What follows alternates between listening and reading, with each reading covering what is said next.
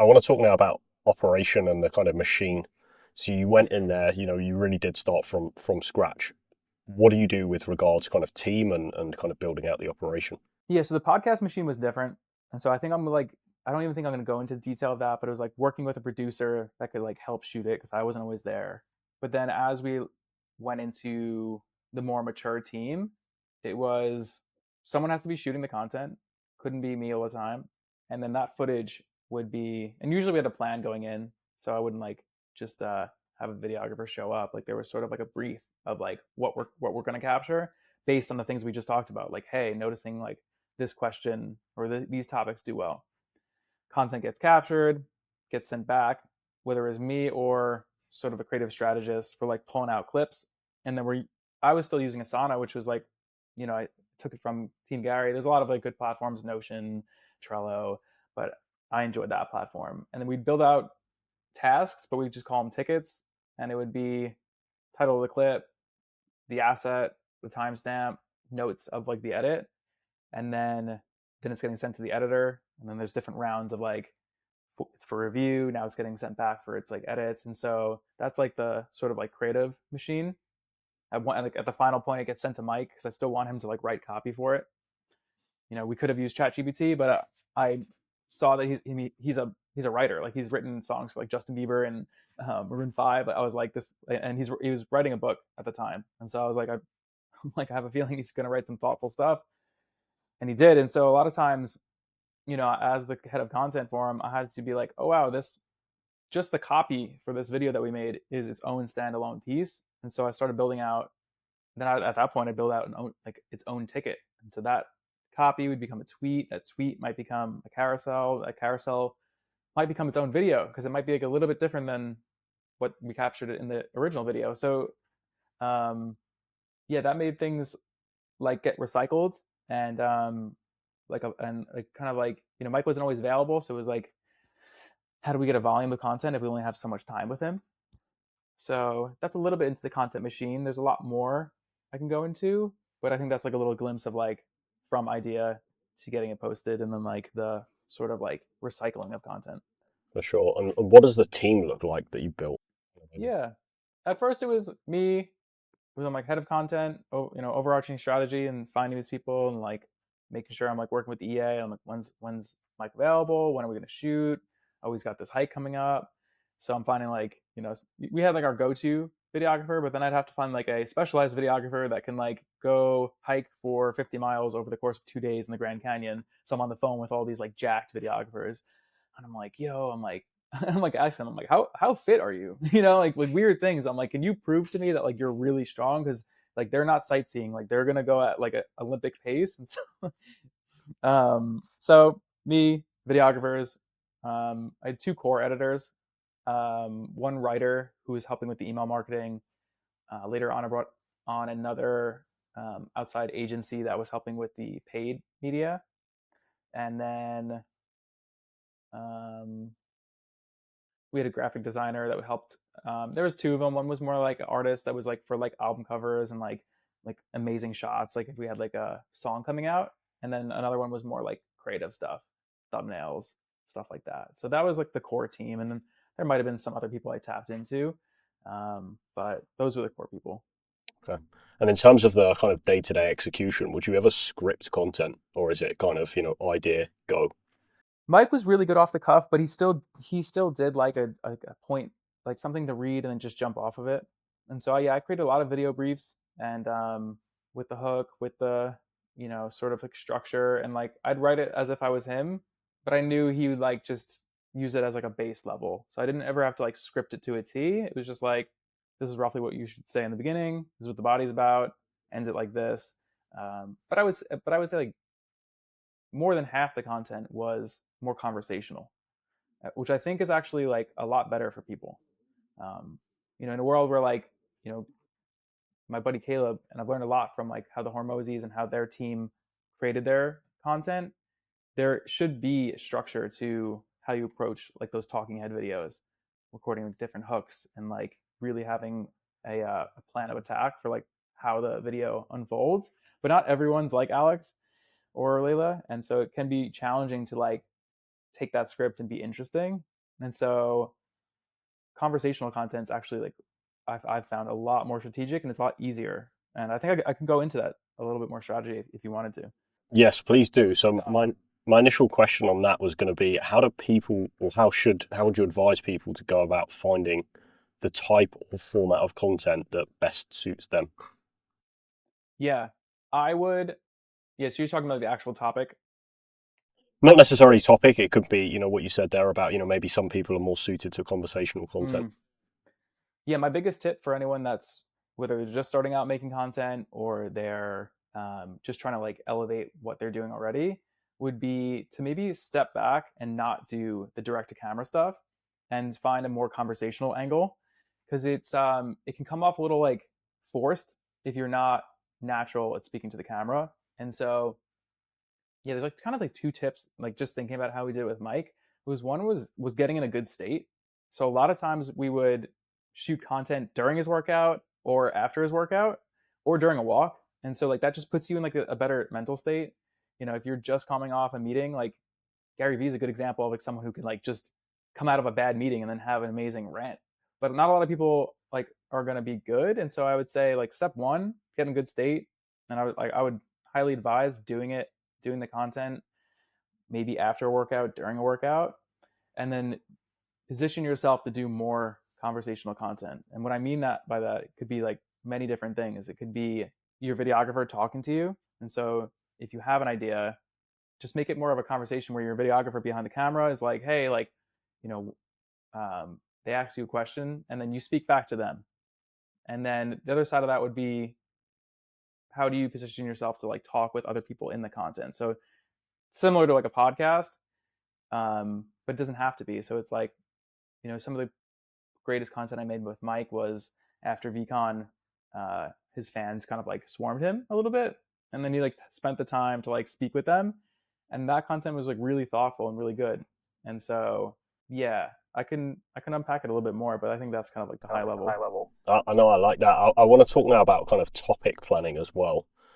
So similar kind of point or question, but how do you find, what you're best to talk about and what resonates the most? Yeah, a lot of people. I mean, you have to throw stuff at the wall. So it's like if I never put out the content, I got the stories of how Mike's passing led to him like walking across America and like this overarching like inspiration, like motivation behind that. I wouldn't have realized like that was like a really good topic to start with, leading into a lot of his stuff. So you got to like start there, putting out stuff and like taking tabs of like, okay, this resonated. This maybe got more views or maybe got more comments. We actually like started like tracking deep comments. So that would be like a more like, hey, if I didn't see this post today, I don't know if I'd be, around anymore. Like actual like deep messages and DMs. So we were like really finding like really our KPI was that because for Mike it was like changing lives. And so if we got a lot more DMs, that's how we knew we were doing well. But other topics, yeah, it just depends on the goal itself. His goal was like changing lives. If your goal is like bringing more revenue or like selling more product, then you might have to lean more into like topics for that. Um, yeah, No, that's yeah, very interesting. Could we just talk to timelines now? So, initially, obviously, you've got to strip back the kind of layers of Mike and come up with, the brand essentially and plan content and, all these different ideas that you have. How long does that take before you get into kind of a rhythm of we know what we're doing here? yeah. It felt sometimes it feels like are we ever in the rhythm of it? And then other times it was like, you know, like 3 months in, like after we kind of like went through podcasts and I had a little bit more like team allocation. I was like, cool, like we have a little rhythm here. We know like when to show up, when Mike's feeling like how he's doing content. Because a lot of people like, might want to record in the morning.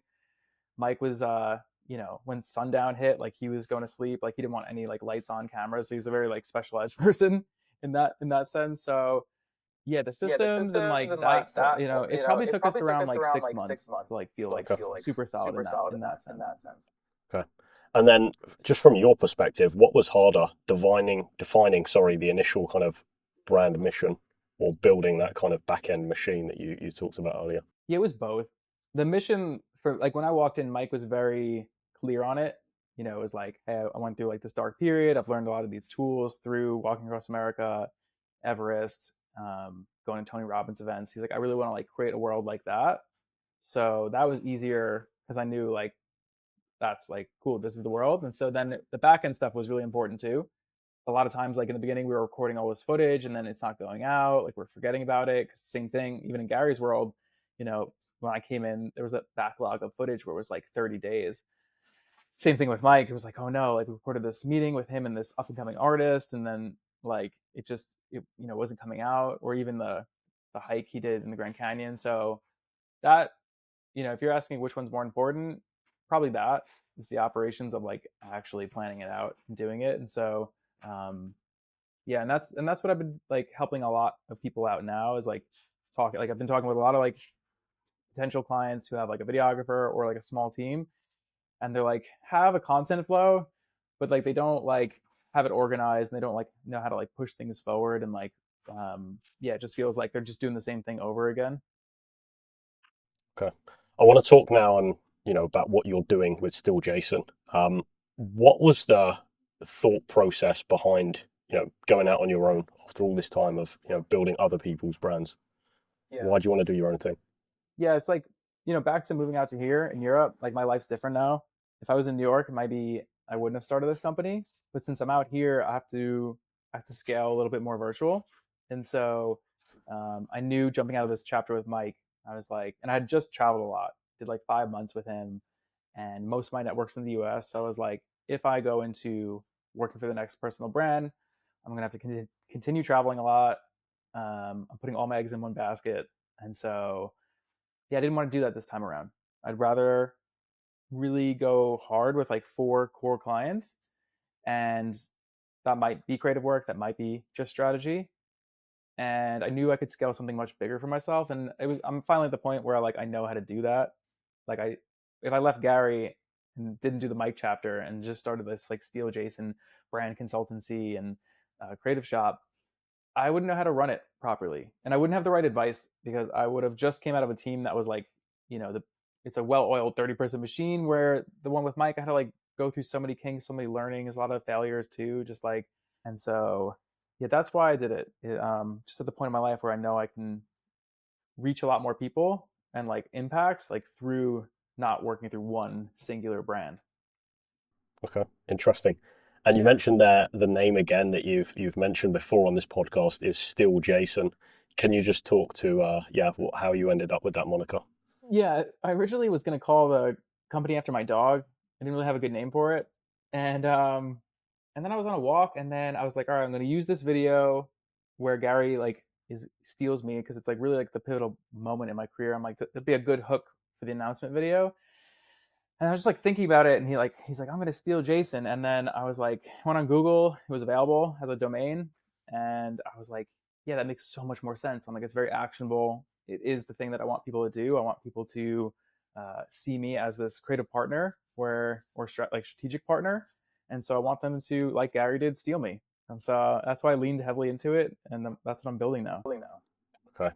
And you've kind of given some key highlights on this, but can you just talk a bit more to what you're actually going to be doing at Still Jason?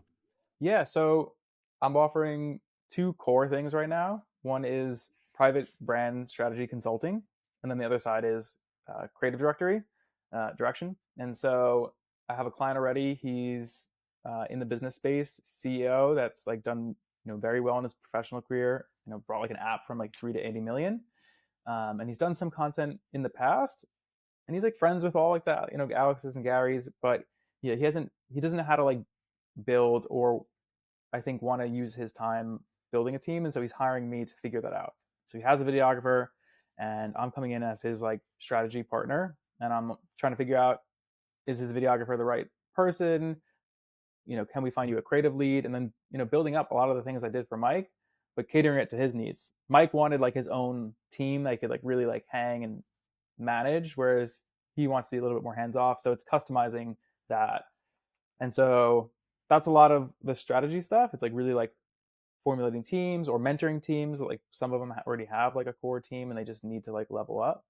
And then like creative direction side, that's me leaning more into the artist.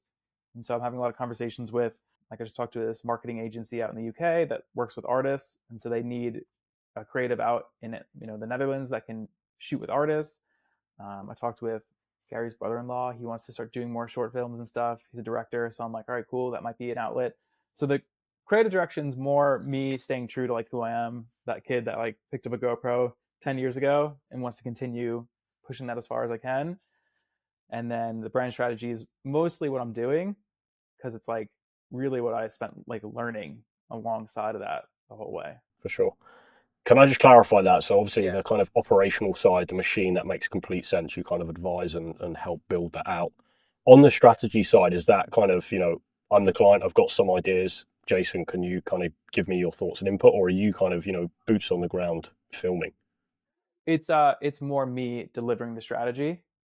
I can I think there's gonna be a lot of worlds where I am boots on the ground. Like I'm talking with like that client I just mentioned where he's like, oh, I'm out in Europe a lot, and I was like, perfect. Like I'd love to come shoot, and we'll figure that out. But the actual like what they're buying is my strategy, and I'm happy to like if they have their own ideas, like kind of like collaborate with me. But a lot of times like they just don't even know what direction to go, and so I'm like the point person partner in strategy, whether it's their team or them directly, where I'm like, hey guys, like this is working, this isn't working, lean into this. Why aren't you doing written? And just showing them all the behind this, like I said, the Asana stuff. Um, and so yeah, Okay. And then in terms of channels, is that, specific? Is it just YouTube, podcast maybe, or is it, agnostic and across? it's agnostic. I've spent most of my time in Instagram, YouTube, TikTok. I'm less the writer, but I feel strongly about written. A lot of the content we put out from Mike was written content. And so, yeah, I personally can't write well, but I can advise on it. And so, yeah, Instagram's probably my core like specialty, but being that I spent so many years, Gary's vlog and whatnot, like YouTube feels good too. So yeah, it's not one platform for sure.